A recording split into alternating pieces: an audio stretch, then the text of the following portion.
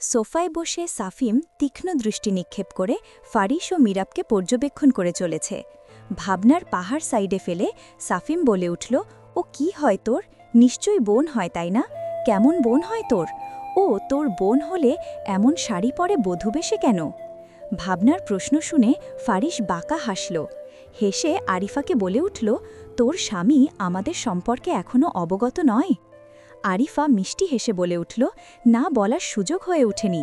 সে তো নানা কাজে ব্যস্ত, আবার নতুন করে একটার দিকে কাজ পড়েছে তার, খাওয়ার ফুরসত মেলে না তার আর। তার এই কথা, সে কাল এসেছে গভীর রাতে, তার টিকিটারও দেখা মেলেনি কাল আমার, কিভাবে বলতাম আমি তাকে? বলে দীর্ঘশ্বাস ফেলল আরিফা। ফারিসের মন বিষিয়ে তুলল হাফিজ। রাগ সংযত করে সে হাসি মুখে বলে উঠল, তা সাফিম মিয়া, আপনার একটার দিকের কাজ মেবি শেষ হতে চলল, এখন থেকে একটার দিকে ফ্রি থাকবেন। সাফিম আগা মাথা বুঝতে না পেরে প্রশ্ন নিয়ে চেয়ে রইল তার পানে। ফারিস মিরাবের এক বাহু ধরে খানিকটা নিজের কাছে টেনে নিয়ে বলল, meet my wife Mrs Faris Chowdhury. Safim যেন আকাশ থেকে পড়ল, সে কি বলে দাঁড়িয়ে গেল। আরিফাকে দেখে অবাকের রেশ ধরেই আবার বসে পড়ল, বলে উঠল, কবে হলো তোমাদের বিয়ে? আর বিয়ে হয়েছে প্রমাণ কি? আরিফা খুব বিরক্ত হচ্ছে সাফিমের কথায়। সে সাফিমকে ধমকে উঠল, কি ব্যাপার উকিল তুমি, এ তো ঘাটাচ্ছ কেন কথা? ফারিস বিয়ে করছে, খুশি হওনি? বউ নিয়ে বেড়াতে এসেছে, তোমার প্রশ্নের ভাণ্ডারের উত্তর দিতে আসেনি। আশ্চর্য হয়ে যাই মাঝে মাঝে আমি, কেমন মানুষ! ফারিস আরিফাকে থামিয়ে বিয়ের ছবি দেখাতে লাগল। ফারিস কাপা কাপা হাতে ফোনটা হাতে নিয়ে জুম করে দেখছে। হৃদয়টা বুঝি পুড়ে ঝলসে যাচ্ছে তার। কি নিদারুণ ব্যথা হচ্ছে বুকে, বেগতিকভাবে ধুকপুক করছে হৃদয়টা, এখনই বুঝি বেরিয়ে যাবে। অনেকক্ষণ আলাপচারিতা করে খাওয়া দাওয়ার পর্ব শুরু হলো। সাফাকে সাফিমের মায়ের রুমে শুইয়ে দিয়ে এসেছে। ফারিস ও মিরাবের কি লাগবে না লাগবে তা দেখতে সে দাঁড়িয়ে আছে, সাথে সাফিমও বসেছে খেতে।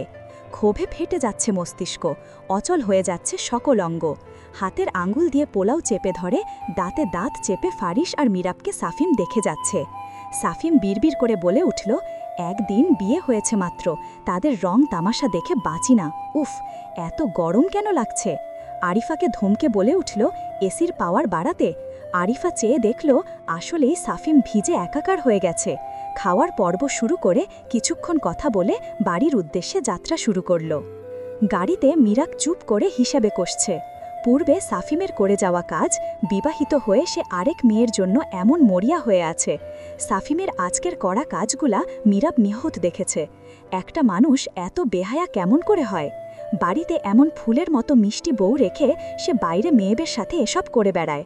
আচ্ছা, তার বউ এসব জানে? সামনে তাকিয়ে দেখে ফারিস তার দিকে ঝুঁকে আছে।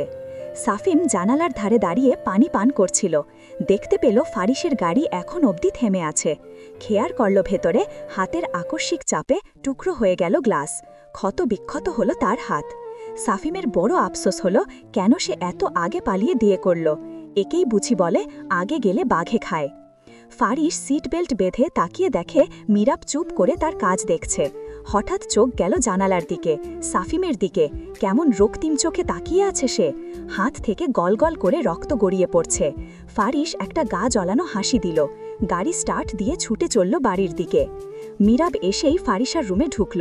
দরজা আটকে ফারিসাকে বলে উঠল, ওই সাফিম বদমাইশটা তোর ভাইয়ের বন্ধু, আগে কেন বলিসনি? ফারিসা বলে উঠল, সাফিম ভাইয়ার মন মানসিকতা এত নিচু তা দেখে আমি ভরকে গিয়েছি, কি বলবো, কিছু মাথায় কাজ করছিল না। বাসায় এসেই তো আব্বু আম্মুকে বলেছি তার কর্মকাণ্ড সব, তাই তো তোর বিয়ে এত তাড়াতাড়ি হলো। এত ঝামেলায় আমি তো ভুলেই গিয়েছি। মীরা ফারিসার দিকে রাগীভাবে তাকিয়ে চলে গেল। রুমে ঢুকে দেখল ফারিস গোসলে গিয়েছে, মোবাইলটা নিরলসভাবে বেজে যাচ্ছে। হঠাৎ তার কি হলো কে জানে, হাতে নিয়ে দেখল কে কল দিয়েছে। অধরা আপু, এখনো যোগাযোগ আছে? ওয়াও! আমি বাবা মায়ের কথায় মশের সাথে হাজারো যুদ্ধ করে তাকে মেনে নেওয়ার চেষ্টা করছি, আর সে গোপনে এসব করে বেড়াচ্ছে। মোবাইলটা খাটে ছুঁড়ে ফেলে সে কাবার্ডের দিকে এগিয়ে যায়। একটা 3 পিস বের করে খাটে রেখে নিজের ফোন নিয়ে বারান্দার দিকে গেল। দীর্ঘ একদিন বাদে সে ফেসবুকে ঢুকল। তার ক্রাশ ম্যারিড স্ট্যাটাস দিয়েছে। তার ছোট হৃদয় কয়েকটা টুকরো হলো। সে তার ক্রাশকে নিজ চোখে দেখেনি, তবে মাঝে মাঝে কথা হতো। ভীষণ অমায়িক ছিল ক্রাশটা। সেও বিয়ে করে ফেলল। ইস! ফারিস বেরিয়ে এলো। মীরাব কথা বলায় ব্যস্ত। ফারিস এতক্ষণে তার পিছে দাঁড়িয়ে, তার কোনো হুঁশ নেই। সে ভিডিও করে কথা বলায় ব্যস্ত। তাদের একটা গ্রুপ আছে মেসেঞ্জারে, তনুজা গ্রুপটা খুলেছিল। করে ফারিস আর তনুজা ছিল। হঠাৎ আফসোস করে বলে উঠল, দোস্ত, আমার ক্রাশের বিয়ে হয়ে গিয়েছে, এখন আমার কি হবে? ফারিসা বলে উঠল, ও মাই গড, কবে, কখন, কেমনে? মীরাব বলে উঠল, তার বিয়ে আমার বিয়ের দিনই হয়েছে। ইস, যদি গল্পের মতো আমার নায়কটাও চেঞ্জ হয়ে ফারিসার ভাইয়ের বদলি আমার ক্রাশ হতো, ভাবতেই তো ভালো লাগে। ফারিসা হঠাৎ তার ভাইকে দেখে মীরাবকে বলে উঠল, কেন, আমার ভাই সুন্দর না? মীরাব বলে উঠল, তোর ভাইয়া আমারও ভাইয়া, তার থেকে বড় কথা সে অভদ্র মানুষ। অন্যদিকে আমার ক্রাশ, ইস, আমায় কত পছন্দ করত। তাহলে আমাদের বাচ্চা হলে কি তোমায় ফুপি বলতে বলবো মীরাব? মীরাব থমকে গেল, কল কেটে সোজা হাঁটা দিল। ক্রাশ এতই যখন পছন্দ করত তোমায়, আমার সাথে যখন বিয়ে হচ্ছিল, সে তখন তোমায় বাদ দিয়ে আরেকজনকে বাচ্চা মা বানালো কেন? আর রইল অভদ্র, বউর সাথে অভদ্রতা করব না তো কি পাশের বাড়ির কচি মেয়েদের সাথে অভদ্র করব? করলে তো ভ্যা ভ্যা করে কেঁদে 1888 সালে বন্যা আবার ফেরত আনবে। বিয়ে করেছেই অভদ্র, তা করতে তোমায় এসব সহ্য করতে হবে, কারণ বউর সাথে করা সকল কিছুই জায়েজ। আশা করি বুঝতে পেরেছ বলদ। মীরাব থেমে গেল ফারিসের লাগামহীন কথায়, বলে উঠল, নিজেকে চালাক ভাবা বাদ দিন, বলদ না বলদি হবে। গালি তো দেওয়া উচিত ফিমেল ভার্সনে। ফারিস এই প্রথম ভরকে গেল। মীরাব আবার বলে উঠল, আমার বাচ্চাকে শিখাবো আপনাকে মামা বলতে, বলে হন হন করে চলে গেল গোসলের উদ্দেশ্যে। ফারিস জোরে জোরে হেসে উঠল, ভাবতে লাগলো মীরাব তার সাথে স্বাভাবিক হচ্ছে। আমি বিয়ে করেছি শুনে বুঝি তোমার খুব কষ্ট হচ্ছে অধরা? এই কষ্ট দেখতেই তো চেয়েছি আমি। তো ফিলিংস কেমন? তোমার থেকে সুন্দরী মেয়ে বিয়ে করেছি, আমায় তুমি ঠকিয়ে এখন আফসোস করছো হেরে গেলে। আমি ঠকে গিয়েও জিতে গেলাম, একেই বুঝি বলে কপাল। ও পাশে অধরা কি বলল মীরাব শুনতে পেল না ফারিস। তা শুনে বলতে লাগল, মীরাব আমার স্বচ্ছ কাচের মতো, তার মধ্যে কোনো ভেজাল নেই তোমার মতো। আমি সৃষ্টিকর্তার কাছে কৃতজ্ঞ। আবার ফারিস বলে উঠল, এমন বিশ্বাসঘাতকতা না করলে আজ তুমি মীরাবের জায়গায় থাকতে। মীরাব আর শুনতে পারল না ফারিসার কথা। সে তাকে জেদের বশে বিয়ে করেছে, এত জেদ তার, তাই এত বারবার কাছে আসা ফারিসের। মনে আক্ষেপ আছে, মীরাবকে বিয়ে করে আফসোসে ভোগছে ফারিস। মীরাব অগোছালো পায়ে রুম থেকে বেরুতে লাগল, হাত লেগে ফুলদানি মাটিতে পড়ে গেল। সে শব্দ শুনে ফারিস পিছে তাকিয়ে দেখল, ঢুলু ঢুলু পায়ে মীরাব রুম থেকে বেরিয়ে যাচ্ছে। শিট বলে দৌড়ে যেতে লাগলো, পায়ে জোরালো আঘাতে শব্দ করে নিচে তাকালো। পায়ে কাঁচ বিঁধে রক্তাক্ত হয়ে গেছে ফ্লোর। ফারিস পা ধরে বসে পড়ল, এক মনে মীরাবের যাওয়া দেখতে লাগল। মীরাব ঢুলু ঢুলু পায়ে সিঁড়ি বেয়ে ছাদে চলে এলো। তুমুল বৃষ্টি হচ্ছে। মীরাবের মন খারাপ দেখে বুঝি আকাশ এমন অঝরে কাঁদছে। মীরাব হেঁটে হেঁটে দোলনায় বসল, ততক্ষণে সে ভিজে একাকার। আকাশের দিকে নীরব দৃষ্টি ফেলে সৃষ্টিকর্তাকে জিজ্ঞাসা করার ইচ্ছা হলো তার। সে কি এমন পাপ করেছে যার জন্য জীবন নিয়ে ফারিস এমন খেলছে? সে আর ভাবতে পারল না। হাত পা অবশ হয়ে এলো, শরীর অসাড় হয়ে আসলো, ঢলে পড়ল দোলনার বাকি খালি অংশে। কিছুক্ষণ পর পর বাজ পড়ছে, পরপর মেঘ ডেকে যাচ্ছে। সেসব আজ মীরাব শুনতেও পাচ্ছে না। বাজ পড়লে মীরাব প্রচণ্ড ভয় পায়। আজ সে খোলা আকাশের নিচে, তবুও শুনতে পারছে না এমন বাজের শব্দ।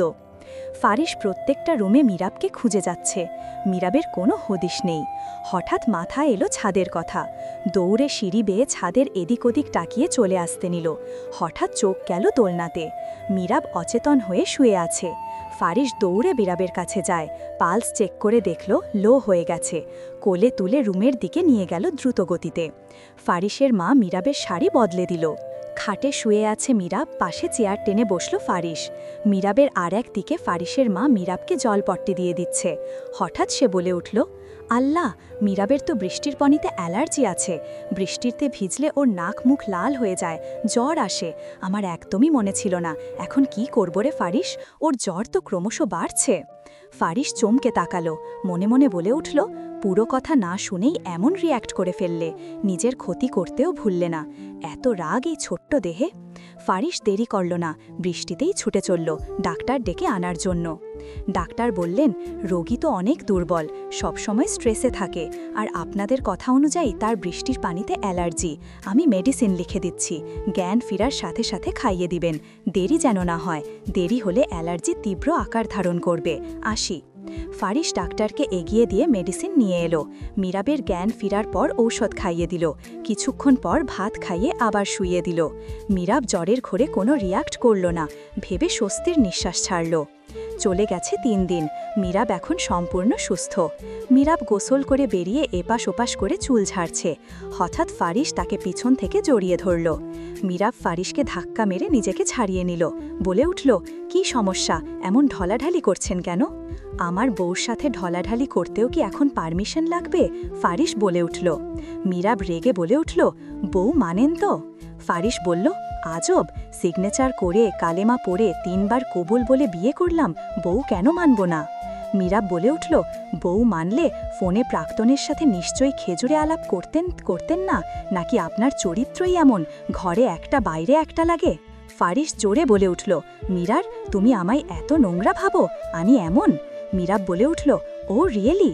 আপনার চরিত্র ফুলের মতো পবিত্র, তা মি পবিত্র বাড়িতে বউ রেখে প্রাক্তনের সাথে কি ফোনে তসবি গুনছিলেন?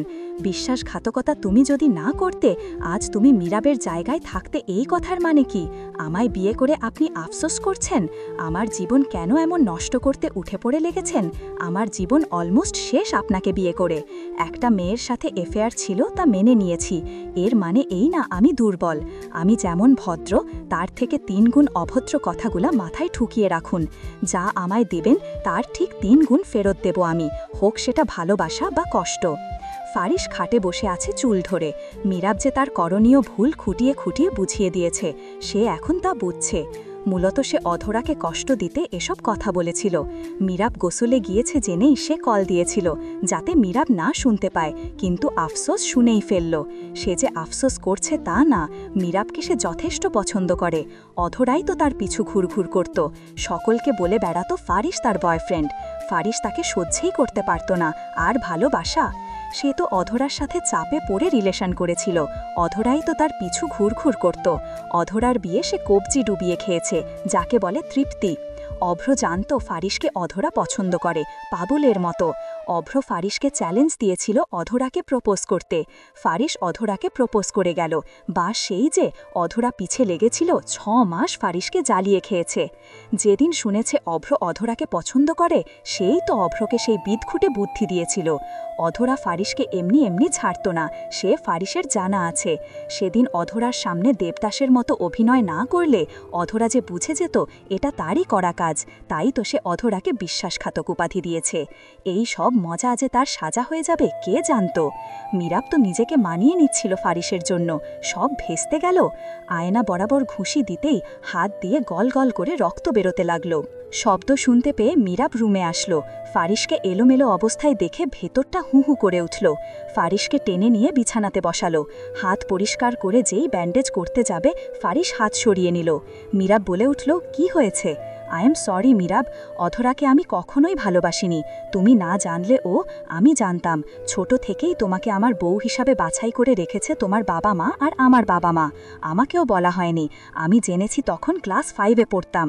আড়ালে লুকিয়ে শুনেছিলাম। ওই অতটুকু বয়সে কি বুঝতাম কে জানে। সেই দিন থেকে মেয়েদের দিকে কম তাকাই। আমাকে ভার্সিটির সকল ছেলে মেয়ে বলতো অহংকারী। আমি ভয়ে থাকতাম, কখনো যদি কারোর সাথে কথা বলে প্রেমে পড়ে যাই, আমার বাচ্চা বউয়ের কি হবে।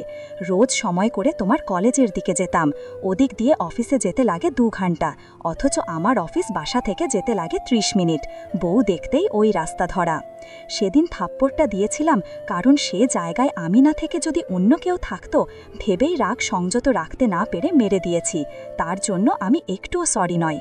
আর সেদিন যে অপমান করেছিলাম, আমি ভয় পেয়ে গিয়েছিলাম তুমি দেখে ফেলায়, নার্ভাস হয়ে উল্টোপাল্টা বলে দিয়েছি, তার জন্য আমি সরি।